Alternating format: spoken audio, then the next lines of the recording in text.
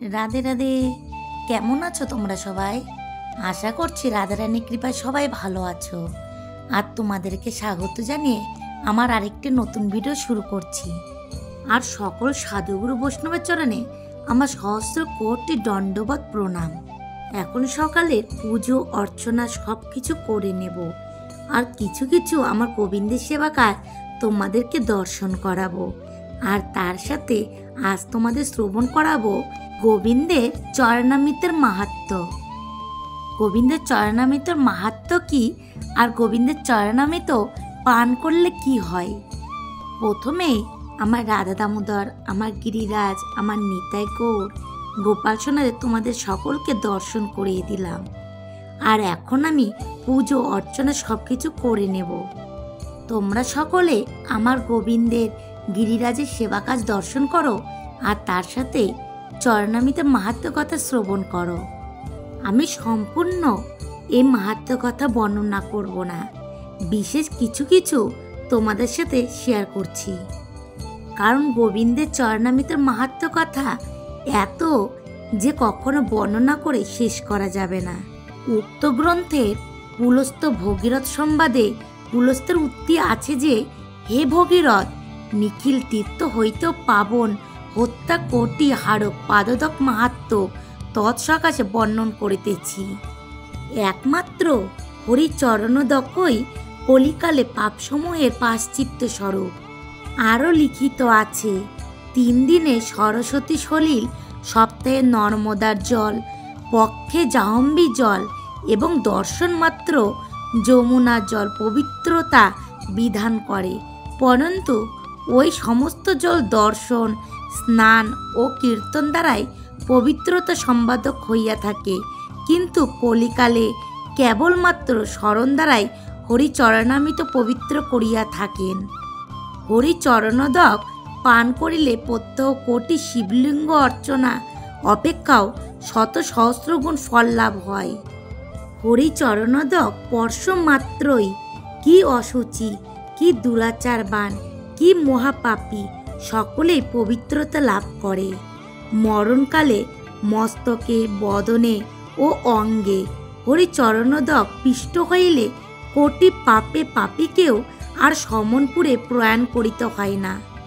যে সকল ব্যক্তি কর্তৃক কোনো কালেও দান, হোম, বেদোধ্যয়ন অথবা দেব পূজা অনুষ্ঠিত হয় নাই, হরিচরণোদক পানের ফলে তাহাদিগেরও পরমাগতি লাভ হইয়া থাকে। প্রত্যহ হরিপাদোদক পায়ীর প্রয়াগ স্থান সাধিত হইয়া থাকে। সুতরাং মাঘ মাসে প্রয়াগ ক্ষেত্রে স্নান করিয়া তাহার কি অধিকতর পুণ্যের প্রত্যাশা আছে। নিত্য পাদোদক পায়ীর পক্ষে প্রত্যহই যমুনা স্থান সাধিত হয়। সুতরাং উত্থান দ্বাদশী দিবসে মথুরাপুরে যমুনা স্নানে তার আর কি আবশ্যক।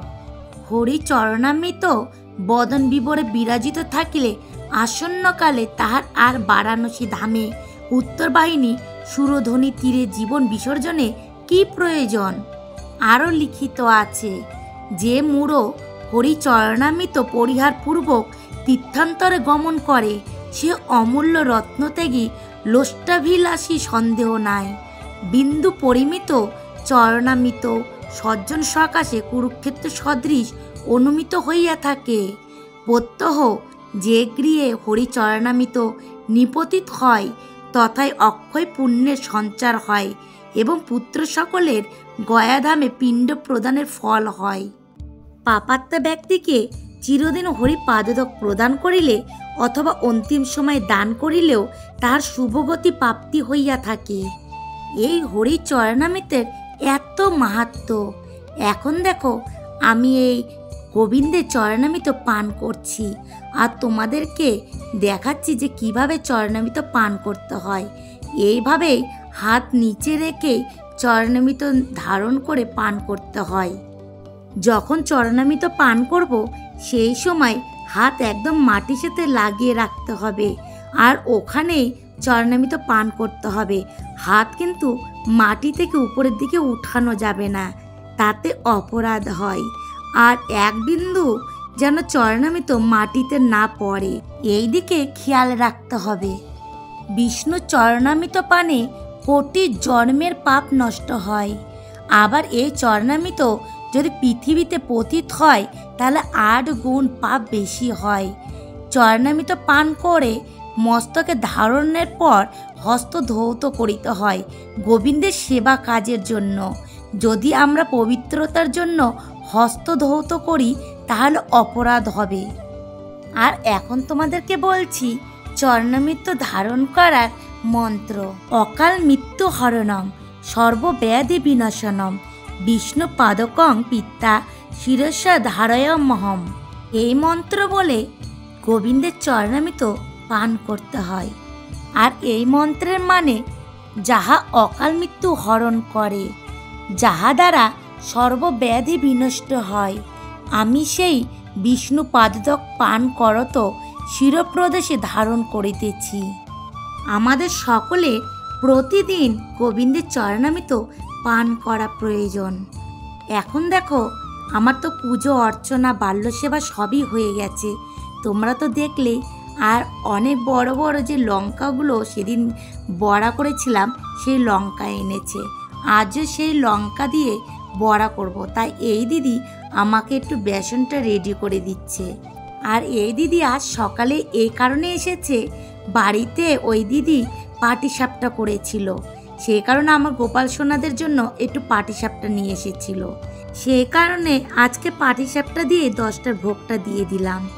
আর আজকে রুটি অন্য কিছু তৈরি করিনি। তারপরে সকাল সকাল রান্না বসিয়ে দিয়েছি। আর যারা যারা আমায় কমেন্ট করেছো আর যারা যারা আমার ভিডিও দেখো তাদের সকলকে জানাই অসংখ্য ধন্যবাদ। তোমরা সকলে খুব ভালো থেকো আর এইভাবেই তোমরা সবাই আমার পাশে থেকো। আর গীতাদি তুমি আমায় বলেছ তুমি সন্ধ্যা আরতি ভালি গোড়াচাঁদ কীর্তন করেই করো, তাই তুমি জানতে চেয়েছো যে তুমি ভালি গোড়াচাঁদ বলে কীর্তন করো, এতে কি কোনো দোষের আছে? না দিদি ভাই, এতে কোনো দোষের নেই, কারণ শাস্ত্রে তো উল্লেখ আছে সন্ধ্যা আরতি ভালি গোড়াচাঁদ করে করার নিয়ম। কিন্তু আমি মনে করি যে চামড় দিয়ে যেহেতু এখন আর আরতি করা যায় না শীতের সময়, সে কারণে আমি ইচ্ছে করে নাম দিয়ে আরতি করি। আর যদি কোনো দোষের থাকতো অবশ্যই শাস্ত্রে উল্লেখ থাকতো যে এই মাস এই ভালি গোড়াচাঁদ বলে কীর্তন করা যাবে না। আসলে গোবিন্দের সেবা কাজ তো শুধুমাত্র ভাব নিয়ে করতে হয়, সে কারণে আমার মনে হয় যে এই সময় আমি নাম দিয়ে আরতি করব, তাই আমি এখন নাম দিয়ে আরতি করি। আর যেহেতু এখন শীতকাল চামড় দিয়ে আরতি করা যায় না, সে কারণে আমি নাম দিয়ে আরতি করি, কারণ ভালি গোড়াচাঁদের মধ্যে তো চামড় দিয়ে কীর্তনের মধ্যে আছে আরতি করার নিয়ম, সেই কারণে আমি নাম দিয়ে আরতি করি। তোমার মন যেভাবে চায় তুমি সেইভাবেই গোবিন্দের সেবা করতে পারো, কারণ প্রভু শুধু প্রেম ভক্তিটুকুই চায়, কোনো নিয়ম কোনো বিধি এগুলো কিছুই দেখে না। আমি গোবিন্দের বেশিরভাগ সেবা কাজ আমার মনের মতন ভাবে করার চেষ্টা করি। গীতাদি তুমি ভালো থেকো আর এইভাবেই আমার পাশে থেকো। আর সুপর্ণা আমায় বলেছ তোমাদের ওখানে হরিনাম সংকীর্তন আরম্ভ হয়েছে, শুনে খুব ভালো লাগলো সুপর্ণা। তুমি মন দিয়ে হরিনাম শ্রবণ করো আর মন দিয়ে গোবিন্দের সেবা করো। তুমি ভালো থেকো আর তোমার প্রতি রইল আমার অনেক অনেক ভালোবাসা। আর রূপক আমায় বলেছ যে তুমি একা একা গোবিন্দের সেবা কাজ করো, সেই কারণে তুমি গরম গরম বড়া ভেজে গোবিন্দকে দিতে পারো না। তুমি যে একা গোবিন্দের সেবা কাজ সব কিছু করো এটাই অনেক বড় কাজ, কারণ তোমার এই বয়সে যে গোবিন্দের প্রতি এত প্রেম এত ভক্তি এটাই অনেক। তুমি মন দিয়ে গোবিন্দের সেবা করো, দেখবে তোমার মনের ইচ্ছে সব পূর্ণ হবে, কারণ আমার গোবিন্দের মতন কৃপাময় দয়াময় এই জগতে আর কেউ নেই। আর তুমি এত নিষ্ঠা সহকারে এত ভক্তি সহকারে গোবিন্দের সেবা করো এটাই অনেক বড়, কারণ গোবিন্দ তো কোনো নিয়ম কানুন চায় না, শুধুমাত্র প্রেম ভক্তিটুকুই চাই। আর তুমি গোবিন্দের এত প্রেম ভক্তি সহকারে সেবা করো, এটা আমি যখন শুনি তাতে আমার খুব আনন্দ হয়, খুবই ভালো লাগে। আমি আমার রাধা দামোদরের কাছে প্রার্থনা করি তোমার সকল ইচ্ছে যেন আমার রাধা দামোদর পূর্ণ করে। তুমি যেন আরও অনেক গোবিন্দের চরণে অগ্রসর হতে পারো, অনেক অনেক তুমি গোবিন্দের সেবা কাজ করো, আর অনেক অনেক হরিনাম করো। আর সম্পাদি ভাই, তুমি বলেছ তোমার শরীরটা ভালো নেই, তুমি ভালো ডাক্তার দেখাও, ওষুধপত্র ঠিক মতন খাও। কয়েকদিন তুমি কমেন্ট করতে পারোনি, আমি তাই ভাবছিলাম তোমার মনে হয় আবার শরীরটা খারাপ হয়েছে। আর তার সাথে আমার রাধা দামোদরকে বলেছিলাম গোবিন্দ যেন সকলকেই খুব ভালো রাখে। আসলে দিদি ভাই, একটা কথা তোমাকে বলছি মন থেকে, তোমরা যে আমাকে কমেন্ট করো, এই কমেন্টগুলো যখন আমি পড়ি তখন মনে হয় যে তোমরা আমার সঙ্গে কথা বলছো আর আমি তোমাদের সাথে কথা বলছি। সে কারণে তোমাদের প্রতি আমার একটা টান হয়ে গেছে। তোমরা যদি কেউ আমাকে যদি কখনো কমেন্ট না করো, তখন আমি চিন্তা করি, ভাবি তোমাদের মনে শরীরটা ভালো নেই কিংবা তোমাদের কোনো একটা প্রবলেম হয়েছে। আসলে আমরা মায়ার জীব তো, সে কারণে অল্পতেই সকলকে ভালোবেসে ফেলি। আমি চাই রাধা দামোদর এই জগতের সকলকে খুব যেন ভালো রাখে। আর তুমি জানতে চেয়েছো আমরা কেমন আছি। আমি খুব ভালো আছি দিদি ভাই, আপাতত শরীরটা বেশ ভালো আছে, আর আমার বাড়ির সকলেও খুব ভালো আছে। তুমি ভালো থেকো আর শরীরের দিকে খেয়াল রেখো। এখন দেখো তোমাদের সাথে কথা বলতে বলতে আমার প্রায় রান্না হওয়ার দিকে। এখন এই আলু সবজিটা হয়ে গেলেই আমি বড়া করে নেব।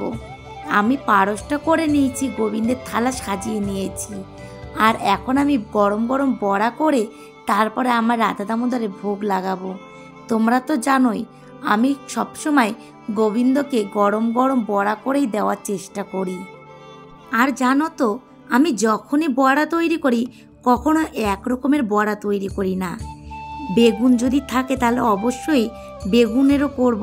যা যা করা যায় সেই সকল কিছু দিয়েই আমি বড়া তৈরি করার চেষ্টা করি, কারণ এক রকমের বড়া আমার গোবিন্দকে ভোগ দিতে আমার কেন জানি না অতটা মনের মতন হয় না। সে কারণে 2-3 রকমের বড়া করে গোবিন্দকে ভোগ লাগাই। আজ দেখো লঙ্কার বড়া করছি, আর বেগুনি করছি, আর ফুলকপির বড়া করছি। ফুলকপিটা অল্প একটু ভাপিয়ে নিয়েছি, তারপরে ফুলকপি দিয়ে বড়া তৈরি করছি। আর বেগুনটা একটু মোটা মোটা করে বানিয়ে নিয়েছি, আর একটু লবণ দিয়ে মাখিয়ে নিয়েছি। এখন দেখো বড়াগুলো ভেজে নিয়েছি, এখন গোবিন্দের থালাতে দিয়েই আমি ভোগ লাগিয়ে দেব। আবার আমার বাড়ির সকলেই যখন প্রসাদ পায়, একে একে যদি প্রসাদ পায়, আমি একে একে সকলকে বড়াগুলো গরম গরম ভেজে দিই। আমারও ঠান্ডা বড়া একদমই পছন্দ হয় না, সে কারণে আমি সকলকেই গরম গরমই দেওয়ার চেষ্টা করি। এখন দেখো আমি ভোগ লাগিয়ে দিয়েছি, তোমরা সকলে ভোগ দর্শন করো, ভোগ দর্শনে দুর্ভোগ কাটে। আজকে ভিডিওটি এখানেই শেষ করছি, দেখা হবে পরে কোনো ভিডিওর সাথে। আর আমার এই ভিডিওগুলো যদি তোমাদের একটু ভালো লেগে থাকে তাহলে অবশ্যই একটা লাইক, একটা কমেন্ট আর সাবস্ক্রাইব করে দিও। তোমরা সবাই ভালো থেকো আর এইভাবে আমার পাশে থেকো। রাধে রাধে।